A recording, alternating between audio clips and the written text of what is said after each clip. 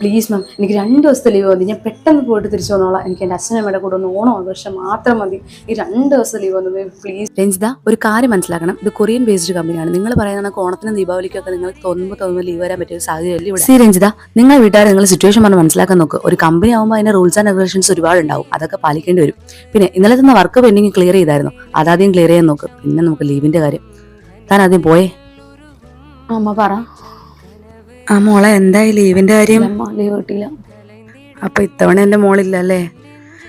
അച്ഛനെവിടെ ചോദിച്ചുകൊണ്ടിരിക്കുന്നുണ്ടായിരുന്നു മോള് വരുവോ ഇല്ലയോ എന്ന്. സാറിലടാ, നീ വിഷമിക്കണ്ട. നീ എന്ന് വരുന്നോ അന്നാ നമുക്ക് ഓണം കേട്ടോ. ഫുഡൊക്കെ കഴിച്ചിട്ട് കിടക്കാൻ നോക്ക്. അമ്മ പിന്നെ വിളിക്കാം. അമ്മ, ഓണ വെക്കേഷൻ ആയി. ഇനി 10 ദിവസം കഴിഞ്ഞിട്ട് വീട്ടിൽ പോയാൽ മതി. ഇനി എന്നോട് പഠിക്കാനൊന്നും പറയരുത്. 12 ദിവസം കഴിഞ്ഞ് ഞാൻ സ്കൂളിൽ പോയിട്ട് വരും. ഞാൻ കൂട്ടുകാരൊപ്പം കളിക്കാനൊക്കെ പോകും. ഏയ് സുട്ടുമണി.